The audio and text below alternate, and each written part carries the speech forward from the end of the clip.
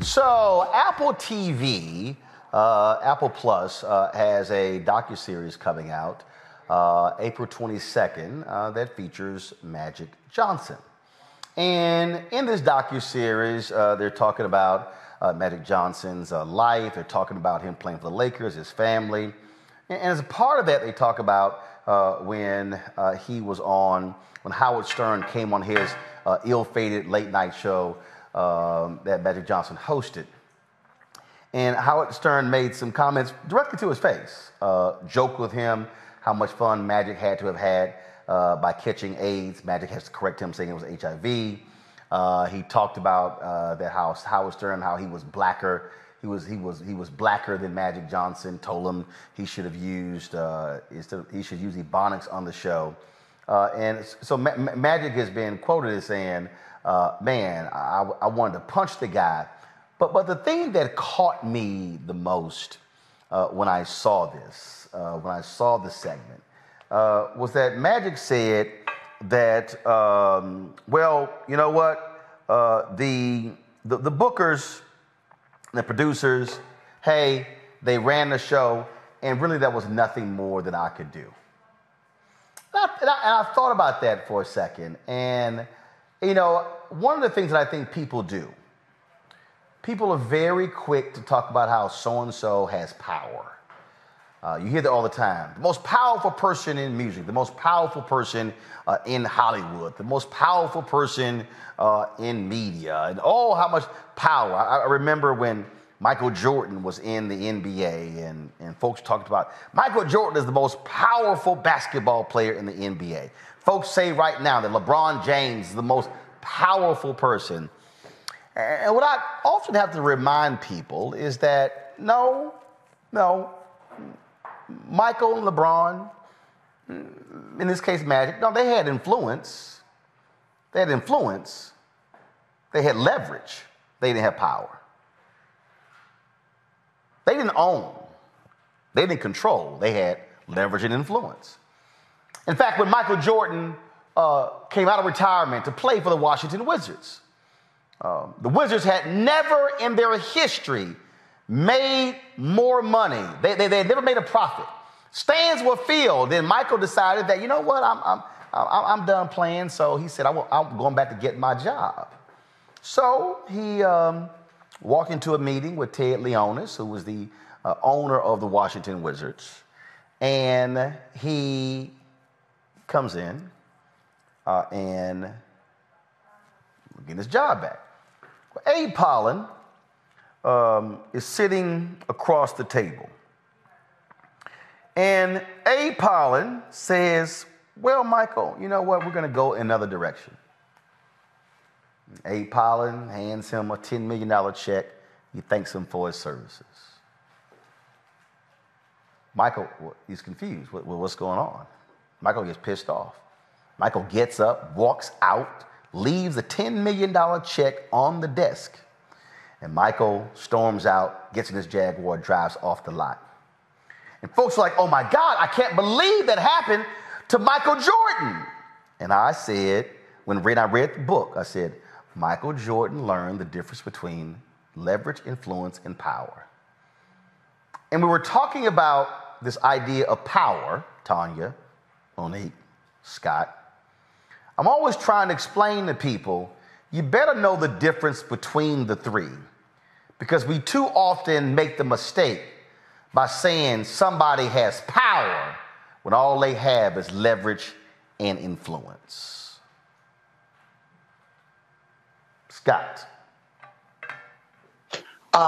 Roland, I think you're absolutely right. I think you're absolutely right about that. And there's a huge difference. Just like there's a big difference between being rich and being wealthy. You got to know the difference. So, you know, when you own something, you're in the ultimate control. You own the show. You own the rights, the trademarks, and what have you. You decide who gets to say what, do what the program is going to be, right? When you are an influencer and you're getting paid by the owner, you have far less influence, right, and control than the owner. But power is perception. And so third parties and the masses believe if you're rich, if you're famous, and if a baseball team or football team pays you and you're a superstar, then you are a powerful human being in the United States of America. Not so fast. You are influential, right? You are popular, right? But that does not mean you are powerful if you can't decide what you're going to do, who's going to do it with you, and how you're going to implement the plan and goal of either your team or your business or what have you. And so for me, I love being an owner, part owner of a big law firm, right? Because I generate business. I argue about my money at the end of the year, but I can't be fired as a lawyer. They can do a lot to make me resign my partnership, but I can't be fired because I'm not an employee. I'm an equity partner. And that's a good example of the difference between working for a firm, a big or small, and owning that firm. And you can apply that across the board with any industry. See, the reason I bring this up, Tanya, because I have these conversations with a lot of people, and when we're talking about these things, folks, oh yeah, man, that's power. When I hear people say things like, you know, we own the culture, we control the culture, and I go, really? Well, who tells you when you can put your music out? Who tells you when you can put your clothing line out? See, I think for a lot of people, what we have to understand is, for a lot of us, we think signing big deals where we're given a so-called big check is power. But if you're being handed $10 million, I think back to Master P when he had a meeting with Jimmy Iovine, and Jimmy Iovine offered Master P $1 million to sign with him. And Master P said, you know what? I'm going to run some errands. I'm going to think about it. And Alvine said, if you leave here and don't sign this deal, take this $1 million, you'll never sign another deal in this town. And he got on the plane with his brother, C. Murder, that were flying back in Louisiana. He was like, and so C. Murder goes, man, what were you doing? It's $1 million. He said, if that white man offered me $1 million, he said, how much you think I'm really worth? That's somebody who's thinking totally different when it comes to power, influence, leverage. Absolutely. And I'm glad that you used Michael Jordan as an example, because as much as he was paid to play, the real comparison is how much money was generated when he came to a city to perform. I mean, restaurants made money, the city made money. I mean, he was generating more money than he was paid. Power is often, and power brokers are often invisible. We don't know who they are. But those who are influencers and those who have leverage only have as much influence and can wield as much leverage as those in power allow them to. See, Monique, I love when we talk to certain people, and I love it when people talk about, you know, who has power and who's doing stuff. And a lot of people out there who watch boxing, they crack jokes about Floyd Mayweather. Folks say, oh, he didn't slug it out, stuff along those lines. But Al Heyman taught Floyd Mayweather about power. Al Heyman was a music promoter. He promoted the old Budweiser Superfest. He was a concert promoter. And so Heyman sat with Floyd Mayweather and he said, Floyd, why you boxing for the small amount of money and Bob Arum, the promoter, making way more money than you? He said, have you read your contract? He said, you know you can buy Bob Arum out for $750,000. And you can promote your fights yourself. So when Floyd did that, so when people hear these stories, Floyd Mayweather made $125 million. What they don't realize is, had Floyd Mayweather stuck with the previous deal, Bob Arum would have been the one making 60, 70, 80, $90 million. Floyd would have been making 15, 20, 30. Now, I'm not scoffing at 15, 20, 30, but I would think 150 million is more than 15, 20, or 30 million. And they flipped the power dynamic. All because he said, read your contract. If you pay him the $750,000, you can control your own destiny. And that's why Floyd is able to fly where he wants on private jets. He owns buildings in New York because he made more than $500 million because he flipped the switch on that deal. He changed the dynamics of who had leverage, influence, and power. Yes, but power is not money, right? Power is autonomy over your own actions and over the actions of others. It's a measure of control over outcomes for yourself and for others. But that is the money. I didn't only bring the money part, because what he then did was create his own promotions company. Al Heyman shifted control in boxing, and then all of a sudden flipped the deal from HBO to Showtime. And so when we talk about power, who right now is the most powerful person in boxing?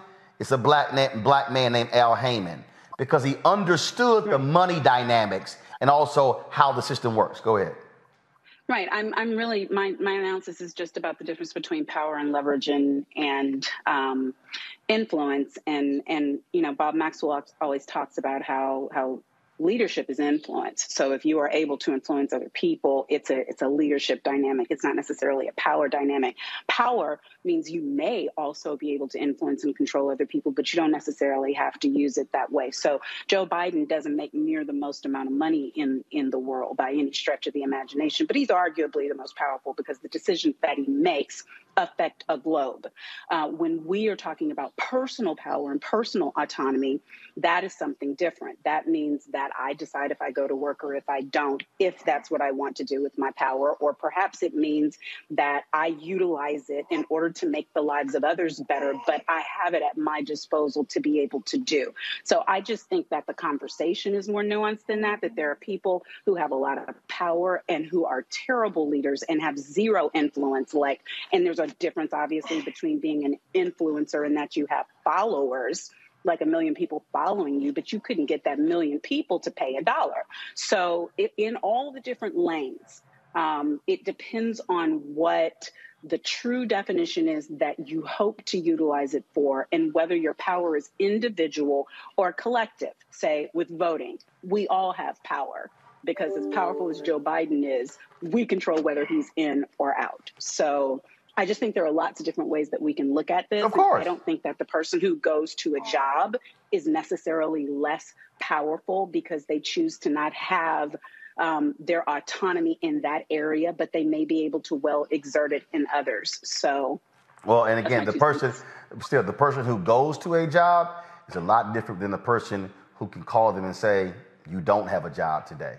And so I just think a lot of times a lot of folk make that mistake when we talk about the person who is indeed in power. And so I just want folks to understand the difference between power, leverage, and influence. All right, folks, back to that Roland Martin Unfiltered video in just one moment. Folks, Black Star Network is here. Hold no punches. I'm real revolutionary right now. Support this man, Black Media. He makes sure that our stories are told. Thank you for being the voice of Black America, Roland. Stay black. I love y'all. All momentum we have now, we have to keep this going. The video looks phenomenal. See, this difference between Black Star Network and Black-owned media and something like CNN. You can't be Black-owned media and be scared. It's time to be smart. Bring your eyeballs home. You dig?